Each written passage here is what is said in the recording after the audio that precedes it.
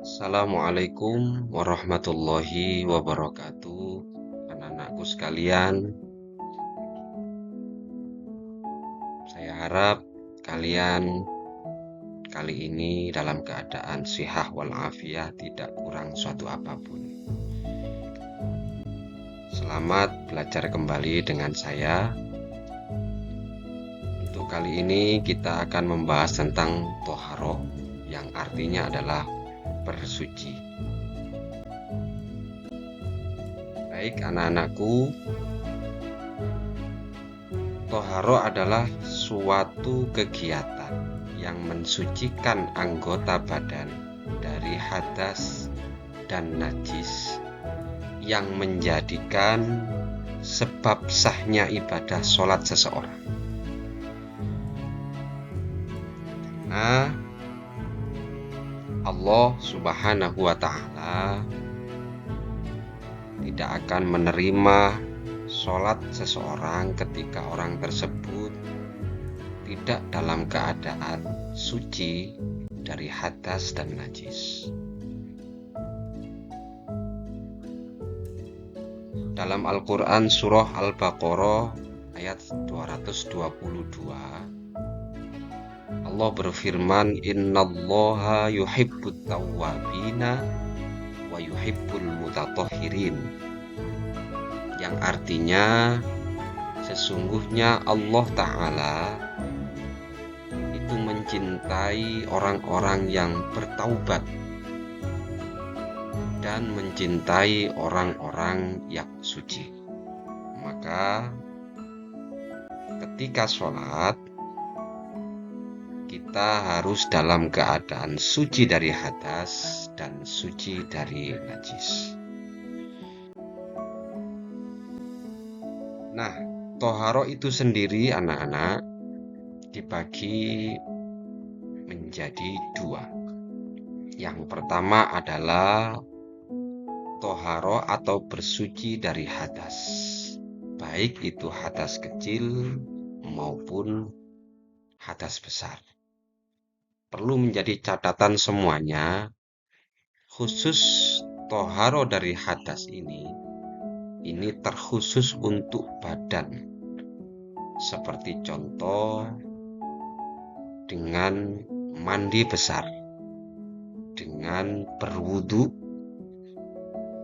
atau dengan tayamum sebagai ganti mandi besar atau berwudu. Pembagian yang kedua, toharoh atau bersuci dari najis. Nah, bagian ini khusus berlaku pada badan kita, pada pakaian kita, dan pada tempat kita. Itu anak-anak.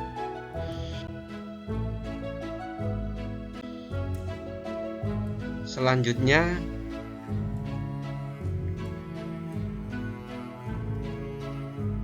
bersuci dari hadas. Bagaimana caranya?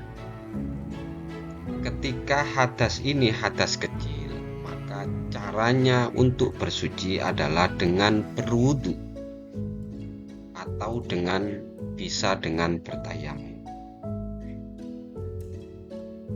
Hadas kecil ini disebabkan oleh satu, bisa jadi bersentuhan dengan lawan jenis yang bukan mahramnya, atau keluarnya sesuatu dari kedua jalan kemaluan atau kubul dan dubur. Yang kedua, cara bersuci dari hadas besar. Ini tidak lain dan tidak bukan hanya dengan mandi besar. Nah, hadas besar ini sendiri disebabkan karena bisa jadi karena berhubungan suami istri, atau nifas bagi perempuan, haid bagi perempuan, atau keluar mani, dan banyak sekali contoh-contohnya. Nanti bisa kita jadikan untuk diskusi di kelas ini.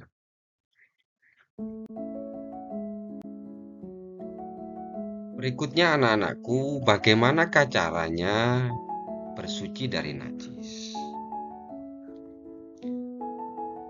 Bersuci dari najis ini perlu kita lihat dulu, karena najis dibagi menjadi 3 kelompok. Yang pertama adalah najis yang sifatnya mukhaffafah atau sifatnya ringan. Najis mukhaffafah ini disebabkan oleh air kencing bayi anak laki-laki yang belum makan apapun selain ASI, yang berumur kurang dari 2 tahun. Kemudian kelompok yang kedua adalah najis mughalladhah. Najis mughalladhah ini adalah najis yang tergolong berat. Najis ini disebabkan karena terkena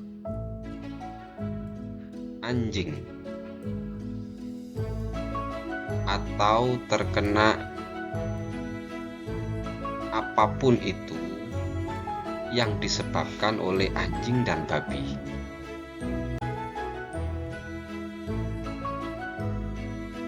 Nah, cara untuk mensucikan najis mughalladhah ini adalah dengan dibasuh dengan air yang suci sampai 7 kali basuhan.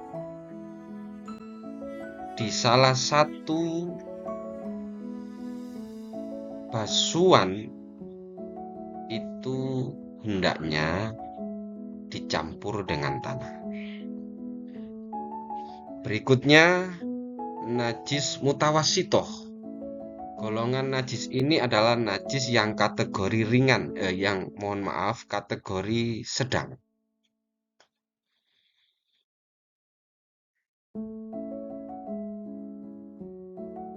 Khusus najis mutawassithah ini terbagi menjadi 2. Yang pertama adalah najis hukmiyah, yakni najis yang kita yakini adanya, akan tetapi zatnya ataupun bau, rasa ataupun warnanya ini tidak nampak, tidak wujud. Dan yang kedua adalah najis ainiyah. Najis ainiyah ini adalah najis yang tampak najisnya, tampak bentuknya, tampak wujudnya, tampak zatnya, warna, bau, dan rasanya. Cara mensucikan najis mutawassithah ini yakni dengan cara menghilangkan semua, baik itu zatnya sampai pada bau, rasa, dan warnanya, dengan cara dibasuh.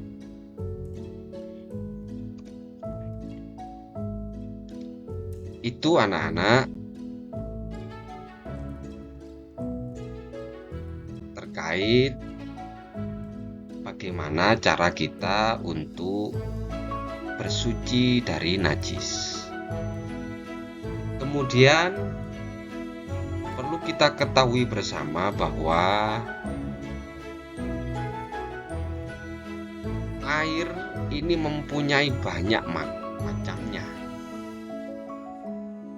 Di antaranya adalah 1 air yang suci dan mensucikan, atau dikenal dengan air mutlak, atau bisa juga dikenal dengan tohirun mutahhir. Air ini boleh dikonsumsi, diminum, dan boleh untuk digunakan untuk bersuci. Contohnya air hujan, air laut, air sungai, air sumur, air sumber, air salju, dan air embun.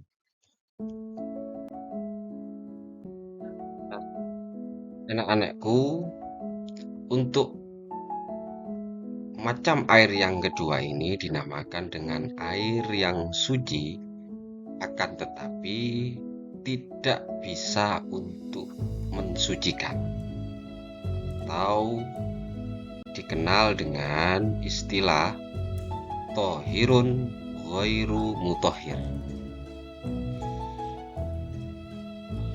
Apa saja air yang tohirun ghairu mutahhir ini? Satu, adalah air yang telah berubah salah satu sifatnya karena bercampur dengan suatu benda yang suci. Contohnya air kopi, air teh, air susu, air es, terserah es apa itu namanya. Dan yang kedua adalah air dari pepohonan dan buah-buahan, seperti contoh air kelapa, air nira, air jeruk. Dan yang ketiga adalah air yang kurang dari 2 kula yang sudah terpakai untuk bersuci baik dari hadas maupun najis, atau air mutanajis. Nah, seperti apa sih takaran air 2 kula ini? Di dalam kitab Fathul Qadir karangan Kiai Haji Muhammad Maksum, menurut Imam Nawawi, air yang 2 kula ini adalah air yang totalnya adalah 174,580 liter, atau bisa dimudahkan dengan cara menggunakan ruangan atau wadah yang besarannya adalah panjangnya 55,9 cm kali lebarnya 55,9 cm kali tingginya 55,9 cm. Menurut Imam Rafi'i, yaitu air yang volumenya mencapai 176,245 liter.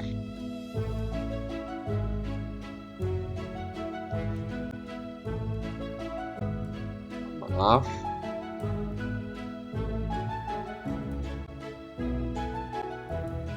Nah, selanjutnya macam air yang keempat adalah air yang makruh. Bagaimana air yang makruh ini? Air yang makruh ini adalah air yang suci, akan tetapi makruh untuk menggunakannya. Seperti apa air yang makruh ini?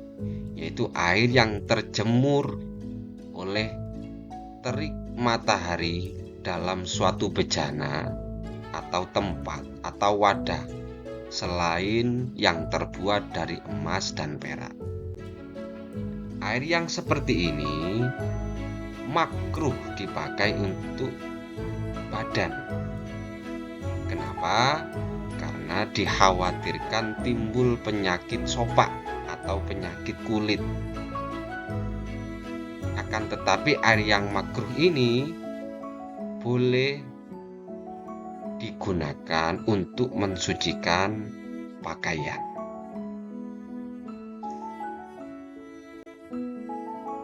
Baik anak-anak, itu tadi sedikit penjelasan tentang toharoh. Semoga bisa bermanfaat dan semua yang belajar kali ini bisa mendapatkan ilmu yang barokah manfaat. Kami akhiri. Wassalamualaikum warahmatullahi wabarakatuh.